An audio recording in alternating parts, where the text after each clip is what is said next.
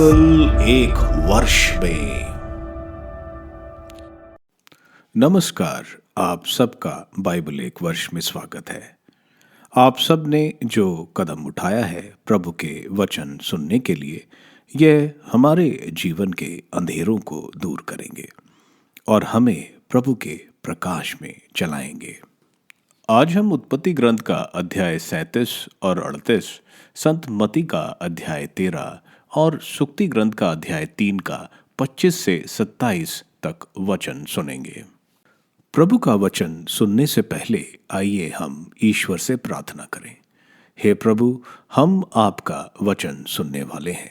हमारे मन की आंखें खोलें और हमें आध्यात्मिक प्रज्ञा दें ताकि हम आपको जान सकें और आपके वचन के अनुसार अपना जीवन जिए। यह हम मांगते हैं आपसे प्रभु यीशु के नाम, आमीन। उत्पत्ति ग्रंथ अध्याय 37, भाइयों का यूसुफ से बैर भाव। याकूब इस देश में अर्थात कानान देश में रहता था, जहां उसका पिता एक प्रवासी की तरह रह चुका था। याकूब के घराने का वृत्तांत इस प्रकार है। जब यूसुफ 17 वर्ष का था, तब वह अपने पिता की पत्नी बिल्हा और जिल्पा के पुत्रों के साथ भेड़ बकरियां चराया करता था, और उसने अपने पिता को उनके दुराचरण की सूचना दी। इज़राइल अपने सब दूसरे पुत्रों से यूसुफ को अधिक प्यार करता था, क्योंकि वह उसके बुढ़ापे की संतान थी। उसने यूसुफ के लिए एक सुंदर कुर्ता बनवाया था। उसके भाइयों ने देखा कि हमारा पिता हमारे सब भाइयों से यूसुफ को अधिक प्यार करता है, इसलिए वे उससे बैर करने लगे और उससे अच्छी तरह बात भी नहीं करते थे। यूसुफ ने एक स्वप्न देखा और अपने भाइयों को उसे सुनाया। उस समय से वे उससे और अधिक द्वेष रखने लगे। उसने उन्हें बताया था, मेरा स्वप्न सुनो। हम लोग एक साथ खेत पर फूले बांध रहे थे कि मेरा फूला खड़ा हो गया और तुम सब लोगों के फूले उसके चारों ओर खड़े होकर मेरे फूले से प्रणाम करने लगे। यह सुनकर उसके भाई उससे बोले, क्या तुम सचमुच हमारे राजा बनोगे और हम पर शासन करोगे? वह उसके स्वप्नों और उसकी बातों के कारण उससे और अधिक बैर करने लगे। यूसुफ ने एक और स्वप्न देखा और उसे भी अपने भाइयों को सुनाया। उसने कहा, सुनो, मैंने फिर एक स्वप्न देखा और इस बार सूर्य, चंद्र और 11 तारे मुझे प्रणाम कर रहे हैं। इस प्रकार जब उसने अपने पिता और अपने भाइयों को यह बताया, तो उसके पिता ने उसे फटकारते हुए कहा, तुम्हारे इस स्वप्न का अर्थ क्या है? क्या मैं, तुम्हारी माँ और तुम्हारे भाई सभी तुम्हारे आगे भूमि पर झुककर तुम्हें प्रणाम करेंगे? उसके भाई इससे ईर्ष्या करते रहे, परंतु उसके पिता ने यह बात अपने मन में रख ली। दास के रूप में यूसुफ के भाई अपने पिता की भेड़ बकरियों चराने सिखम गए थे। इज़राइल ने यूसुफ से कहा, तुम्हारे भाई सिखम में भेड़ें चरा रहे हैं, मैं तुमको उनके पास भेजना चाहता हूँ। उसने उसको उत्तर दिया, जो आज्ञा। तब उसने यह आज्ञा दी, जाओ और देखो कि तुम्हारे भाई पशुओं सहित सकुशल है या नहीं, और फिर आकर मुझे खबर दो। उसने उसे हेब्रोन की घाटी से भेजा।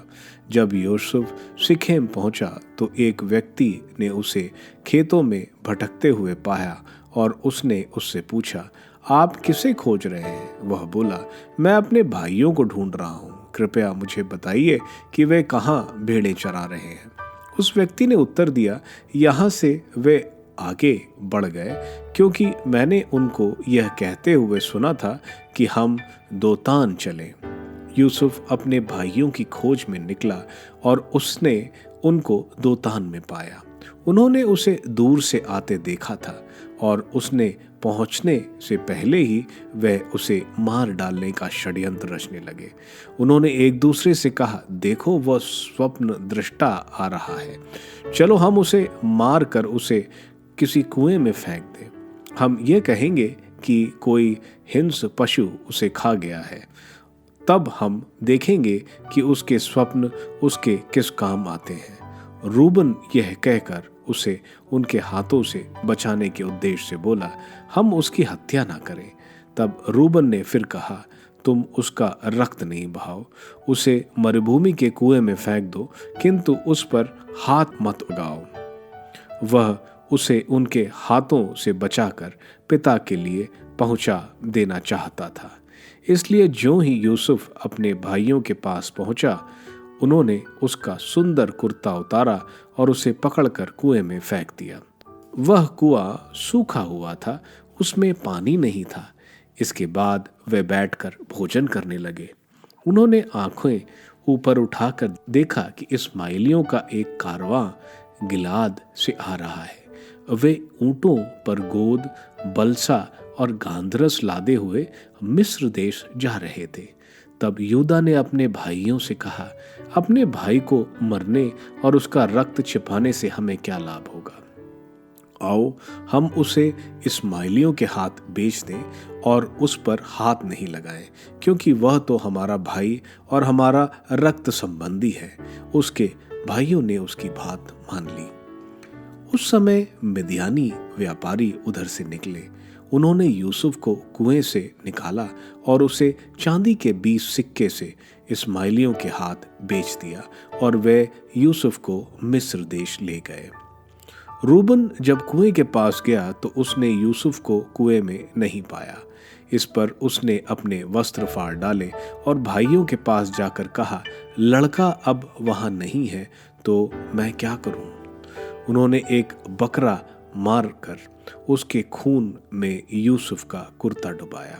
फिर उन्होंने वह कुर्ता अपने पिता के पास भेजा और यह कहलाया कि हमने इसे पाया है।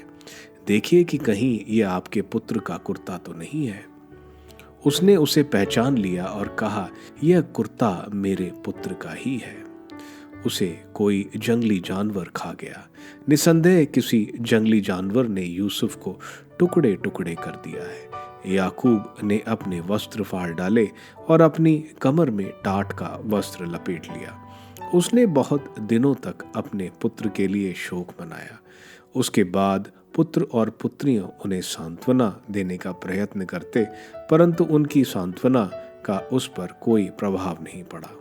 उसने कहा, मैं इसी शोक में अपने पुत्र के पास अधोलोक चला जाऊंगा। इस प्रकार उसका पिता उसके लिए शोक मनाता रहा। मिद्यानियों ने उसे मिस्र ले जाकर पोटीफर नामक फिरौन के पदाधिकारी अंगरक्षकों के अध्यक्ष के हाथों बेच दिया। उत्पत्ति ग्रंथ अध्याय 38। यूदा और तमार। एक समय यूदा अपने भाइयों से अलग होकर अदुल्लामी हीरा के यहाँ रहने लगा। वहां यूदा ने शुआ नामक एक कनानी पुरुष की कन्या को देखा और उससे विवाह कर लिया। उसका उससे संसर्ग हुआ, वह गर्भवती हुई और उसको एक पुत्र हुआ। उसने उसका नाम एर रखा। वह फिर गर्भवती हुई और उसको एक और पुत्र हुआ। उसने उसका नाम ओनान रखा। उसने फिर एक पुत्र को जन्म दिया, उसका नाम शेला रखा गया। जब वह पैदा हुआ था तब वह केजेब में रह रही थी। यूदा ने अपने पहलौठे पुत्र एर का विवाह तामार नाम का कन्या के साथ किया, परंतु यूदा का पहलौठा एर प्रभु की दृष्टि में दुष्ट था, इसलिए प्रभु ने उसे मार डाला। इस पर यूदा ने ओनान से कहा, तुम अपने भाई की पत्नी के साथ रहकर नियोग विधि के अनुसार अपने भाई के लिए संतति पैदा करो। ओनान यह जानता था कि इस प्रकार से उत्पन्न संतति उसकी नहीं होगी, इसलिए जब उसका अपने भाई की पत्नी के साथ संसर्ग हुआ तब उसने वीर पृथ्वी पर गिरा दिए। जिससे वह अपने भाई की संतति ना दे। उसका यह कार्य प्रभु को अच्छा नहीं लगा, इसलिए उसने उसे भी मार डाला।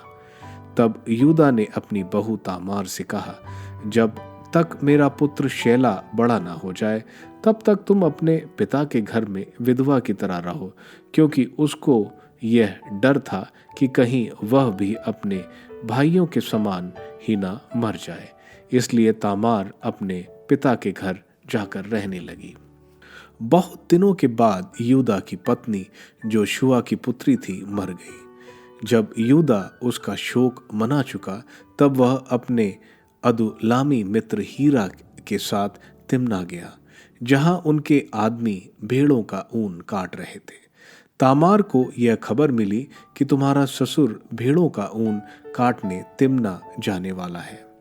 यह सुनकर उसने अपने विधवा के वस्त्र उतार दिए, अपना मुंह ढक लिया और तिम्ना जाने वाले रास्ते पर स्थित एनईम के पर्वत मार्ग पर बैठ गई, क्योंकि उसने सोचा कि शेला इतना बड़ा हो गया फिर भी उससे उसका विवाह नहीं किया गया। यूदा ने जब उसे देखा तो उसे देवदासी समझा, क्योंकि उसने अपना मुंह ढक लिया था। रास्ते के किनारे उसके पास जाकर उसने उससे कहा, चलो मुझे अपने साथ संसर्ग करने दो, क्योंकि वह नहीं जानता था कि वह उसकी पुत्रवधू है। वह बोली, आप मुझसे संसर्ग करने का मुझे क्या देंगे? उसने उत्तर दिया, झुंड में से मैं तुमको एक बकरी का बच्चा भेज दूंगा। वह बोली, जब तक आप उसे ना भेजेंगे तब तक के लिए बंधक में क्या रख रहे हैं? उसने पूछा, बंधक में तुम्हारे पास क्या रखूं? उसने कहा, अपनी मुहर, उसकी डोरी और अपने हाथ का डंडा। उसने उसे ये चीजें दे दी। तब उसका उसके साथ संसर्ग हुआ और वह उसके द्वारा गर्भवती हुई। उसके बाद वह उठकर चली गई और अपना घूंघट उतारकर फिर विधवा के वस्त्र पहन लिए। उस स्त्री से अपना बंधक वापस पाने के ख्याल से यूदा ने अपने अदुल्लामी मित्र के हाथ उसके लिए एक बकरी का बच्चा बेचा, परंतु वह उसे नहीं मिली। उस स्थान के आदमियों से उसने पूछा, वह देवदासी कहाँ जो एनैम के पास मार्ग पर बैठी थी? उन्होंने उत्तर दिया, यहाँ तो कोई देवदासी नहीं थी। तब उसने लौटकर यूदा से कहा, मुझे वह नहीं मिली और उस स्थान के आदमियों का कहना है कि वहां कोई देवदासी नहीं थी। इस पर यूदा ने कहा, तो उसे उन चीजों को अपने पास ही रखने दो, नहीं तो वे लोग हमारी हंसी उड़ाएंगे। तुम प्रमाण होकर कि मैंने इस बकरी के बच्चे को उसके लिए भेजा, परंतु तुम्हें वह नहीं मिली।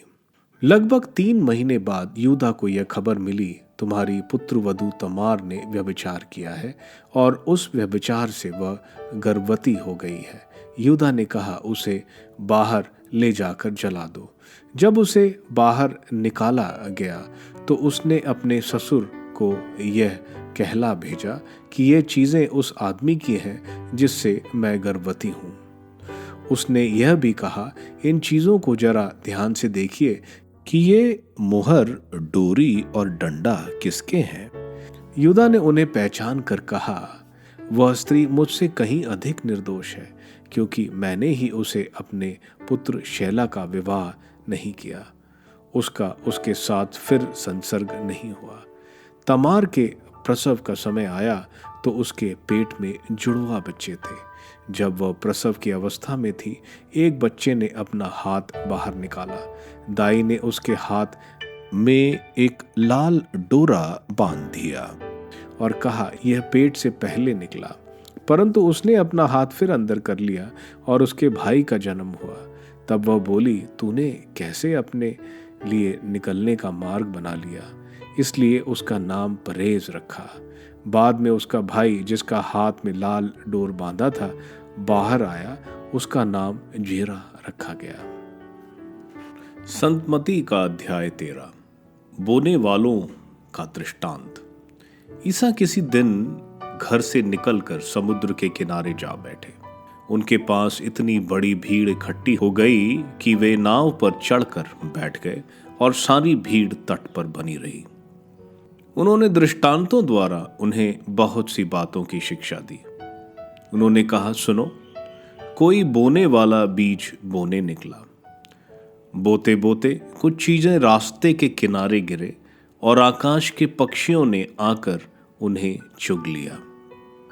कुछ बीज पथरीली भूमि पर गिरे जहां उन्हें अधिक मिट्टी नहीं मिली। वे जल्दी ही उग गए क्योंकि उनकी मिट्टी गहरी नहीं थी। सूरज चढ़ने पर वे झुलस गए और जड़ ना होने के कारण सूख गए। कुछ बीज कांटों में गिरे और कांटों ने बढ़कर उन्हें दबा दिया। कुछ बीज अच्छी भूमि पर गिरे और फल लाए, कुछ 100 गुना, कुछ 60 गुना और कुछ 30 गुना। जिसके कान हो वह सुन ले। दृष्टांतों का उद्देश्य। ईसा के शिष्यों ने आकर उनसे कहा, आप क्यों लोगों को दृष्टांतों में शिक्षा देते हैं? उन्होंने उत्तर दिया, यह इसलिए है कि स्वर्ग राज्य का भेद जानने का वरदान तुम्हें दिया गया है, उन लोगों को नहीं, क्योंकि जिसके पास कुछ है उसको और दिया जाएगा और उसके पास बहुत हो जाएगा, लेकिन जिसके पास कुछ नहीं है उससे वह भी ले लिया जाएगा जो उसके पास है। मैं उन्हें दृष्टांतों में शिक्षा देता हूं क्योंकि वो देखते हुए भी नहीं देखते और सुनते हुए भी ना तो सुनते और ना समझते हैं। ईसाइयाह की यह भविष्यवाणी उन लोगों पर पूरी उतरती है। तुम सुनते रहोगे परंतु नहीं समझोगे, तुम देखते रहोगे परंतु तुम्हें नहीं दिखेगा, क्योंकि इन लोगों की बुद्धि मारी गई है। ये कानों से सुनना नहीं चाहते, इन्होंने अपनी आंख बंद कर ली है, कहीं ऐसा ना हो कि ये आंखों से देख लें, कानों से सुन लें, बुद्धि से समझ लें, मेरी ओर लौट आए और मैं इन्हें भला चंगा कर दूं। परंतु धन्य है तुम्हारी आंखें क्योंकि वे देखती हैं, और धन्य है तुम्हारे कान क्योंकि वो सुनते हैं। मैं तुम लोगों से यह कहता हूं, तुम जो बातें देख रहे हो उन्हें कितने ही नबी और धर्मात्मा देखना चाहते थे, परंतु उन्होंने उन्हें नहीं देखा, और तुम जो बातें सुन रहे हो वह उन्हें सुनना चाहते थे, परंतु उन्होंने उन्हें नहीं सुना। बोने वालों के दृष्टांत की व्याख्या। अब तुम लोग बोने वाले का दृष्टांत सुनो। यदि कोई राज्य का वचन सुनाता है लेकिन समझता नहीं, तब उसके मन में जो बोया गया है उसे शैतान आकर ले जाता है। यह वह है जो रास्ते के किनारे बोया गया है। जो पथरीली भूमि में बोया गया है, यह वह है जो वचन सुनते ही प्रसन्नता से ग्रहण करता है, परंतु उसमें जड़ नहीं है और वह थोड़े ही दिन दृढ़ रहता है। वचन के कारण संकट या अत्याचार आ पड़ने पर वह तुरंत विचलित हो जाता है। जो कांटों में बोया गया है, यह वह है जो वचन सुनता है, परंतु संसार की चिंता और धन का मोह वचन को दबा देता है और वह फल नहीं लाता।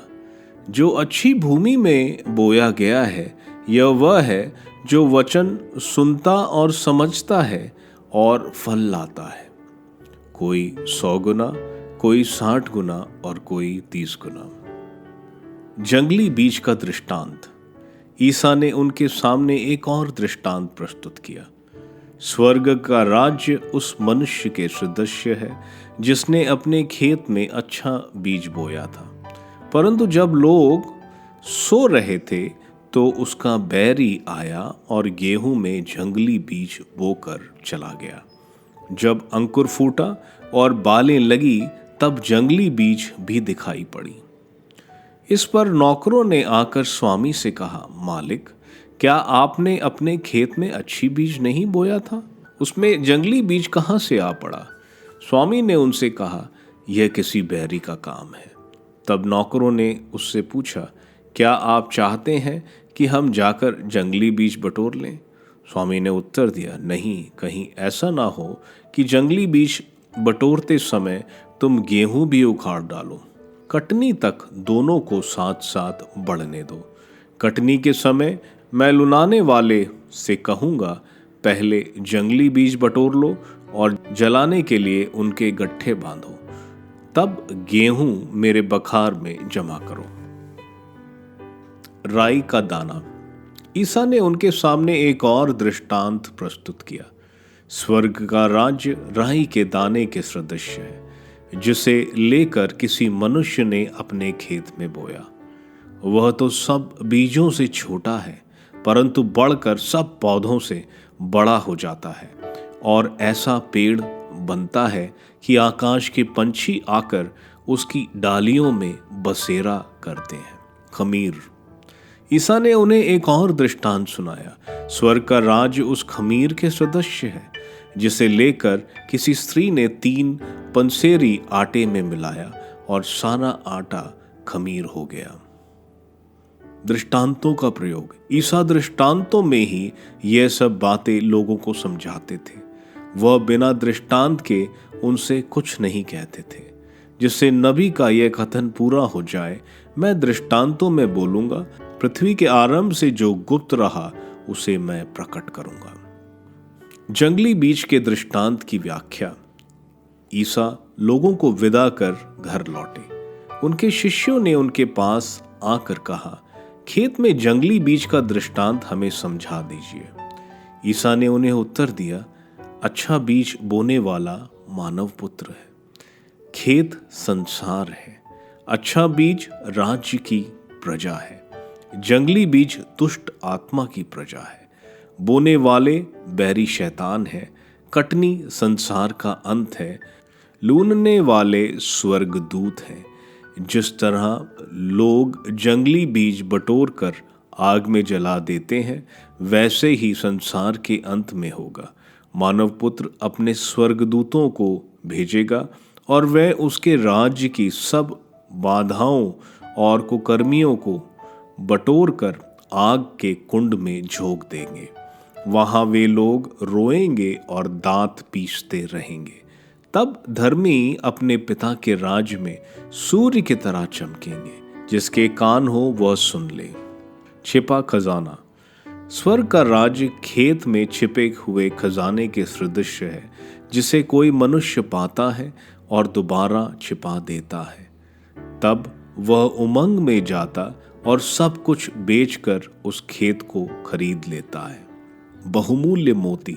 फिर स्वर्ग का राज्य उत्तम मोती खोजने वाले व्यापारी के सदृश है। एक बहुमूल्य मोती मिल जाने पर वह जाता और अपना सब कुछ बेचकर उस मोती को मोल ले लेता है। जाल का दृष्टांत। फिर स्वर्ग का राज्य समुद्र में डाले हुए जाल के सदृश है, जो हर तरह की मछलियां बटोर लाता है। जाल के भर जाने पर मछुए उसे किनारे खींच लेते हैं। तब वे बैठकर अच्छी मछलियां चुन चुन कर बर्तनों में जमा करते हैं और रही मछलियां फेंक देते हैं। संसार के अंत में ऐसा ही होगा। स्वर्गदूत जाकर धर्मियों में से दुष्टों को अलग करेंगे और उन्हें आग के कुंड में झोंक देंगे। वहां वे लोग रोएंगे और दांत पीसते रहेंगे। समापन। क्या तुम लोग ये सब बातें समझ गए? शिष्यों ने उत्तर दिया, जी हाँ।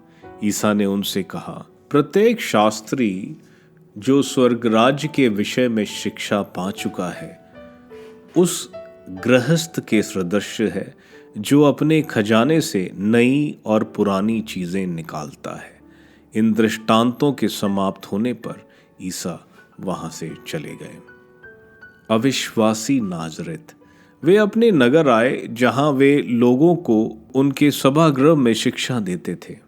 वे अचंभे में पड़कर कहते थे, इन्हें यह ज्ञान और यह सामर्थ्य कहाँ से मिला? क्या यह बढ़ई का बेटा नहीं? क्या मरियम इसकी माँ नहीं? क्या याकूब, यूसुफ, सिमोन और यूदस इसके भाई नहीं? क्या इसकी सब बहनें हमारे बीच नहीं रहती? तो यह सब इसे कहाँ से मिला? पर वे ईसा में विश्वास नहीं कर सके। ईसा ने उनसे कहा, अपने नगर और अपने घर में नबी का आदर नहीं होता।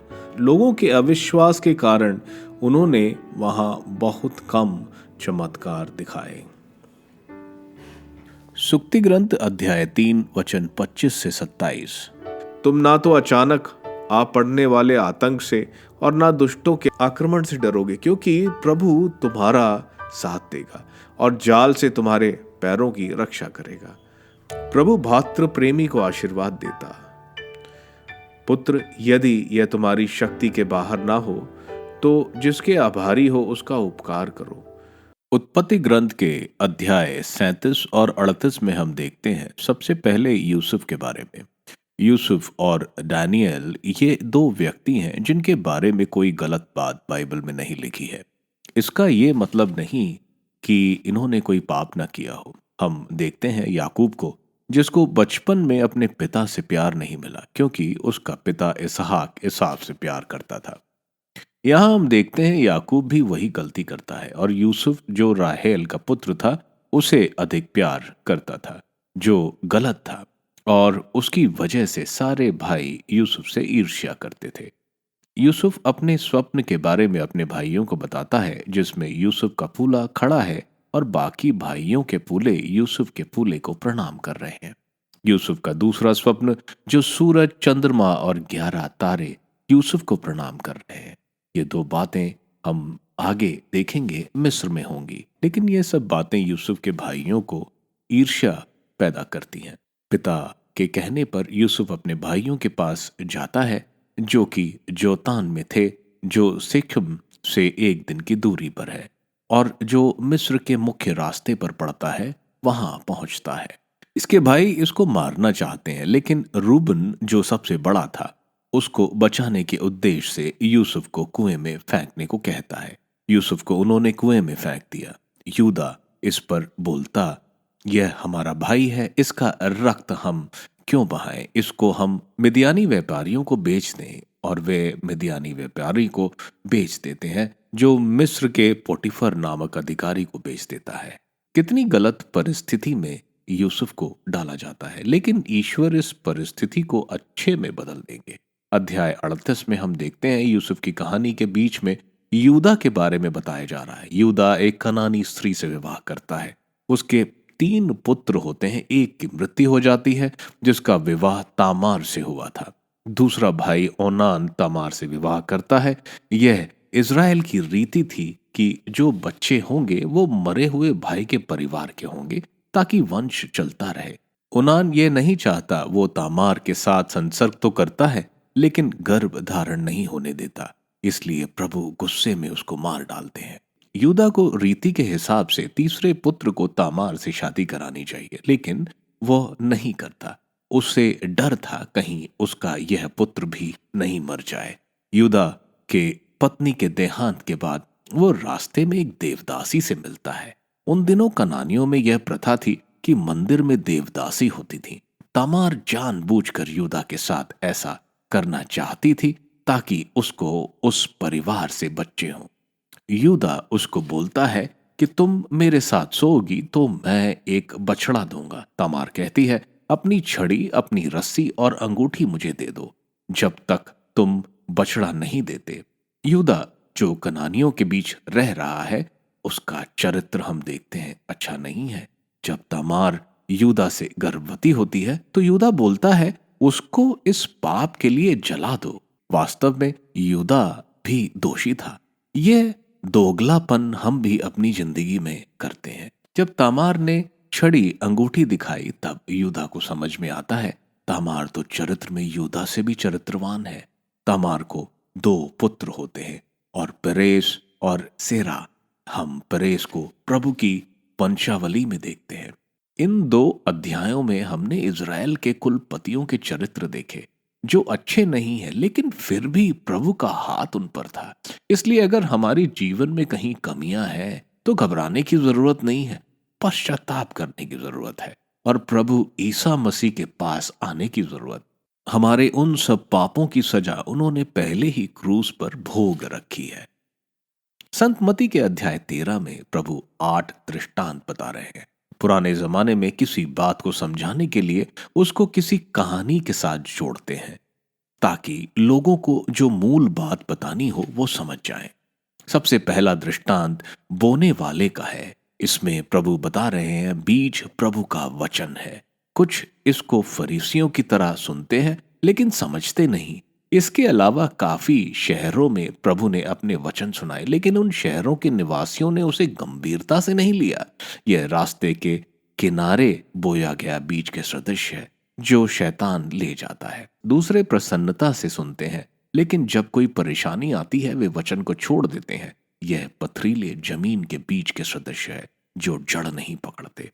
तीसरे लोग वे हैं जिनके हृदय संसार की चिंताओं से भरी है और वे वचन का पालन नहीं कर पाते। ये कटीले इलाके में बीज गिरने के सदृश है, लेकिन सच्चा शिष्य वो है जो सुनता और उसका पालन भी करता है, और यह अच्छी फसल पैदा करते हैं। दूसरा, वे जंगली बीज का दृष्टांत देते हैं और समझाते हैं। यह दृष्टांत बता रहा है कि अच्छे और बुरे दोनों संसार के अंत तक एक साथ रहेंगे। अंत में प्रभु आएंगे और उनके दूत इन जंगली घास को इकट्ठा करके जला देंगे। तीसरा दृष्टांत राई के दाने का। यहाँ प्रभु बता रहे हैं मुश्किलों के होते हुए भी प्रभु का राज्य बढ़ेगा।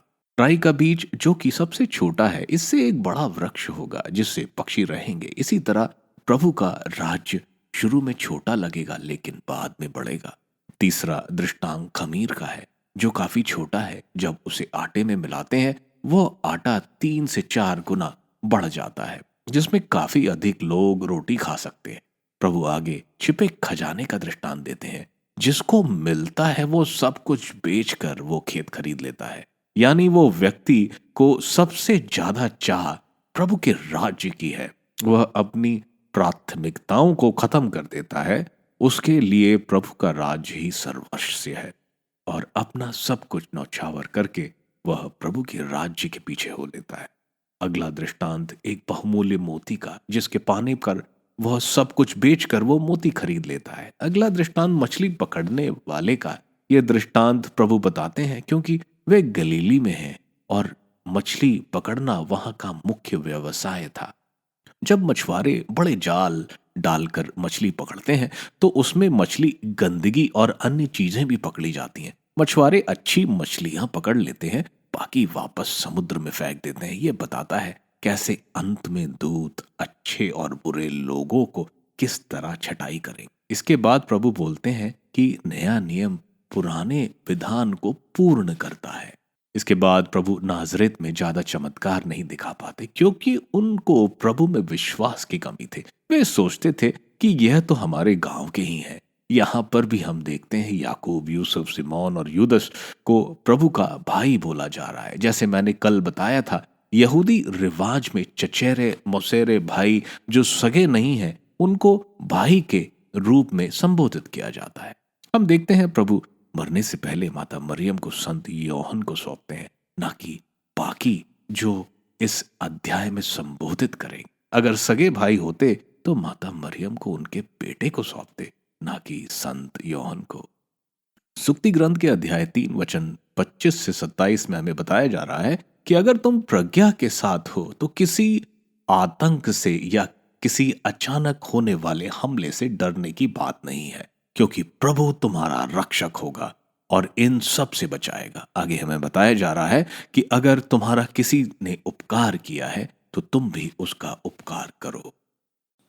आप सबको धन्यवाद ईश्वर के वचन सुनने के लिए। मैं आपसे विनती करता हूं कि आप बाइबल एक वर्ष में को दूसरों के साथ शेयर करें, क्योंकि प्रभु का वचन स्वयं प्रभु यीशु है। प्रभु को दूसरों को देने वालों को प्रभु की आशीष जरूर मिलेगी। मैं आप सबका बड़ी बेसब्री से कल इंतजार करूंगा।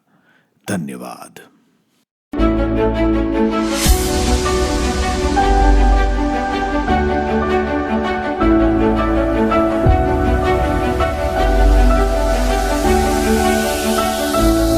बाइबल एक वर्ष में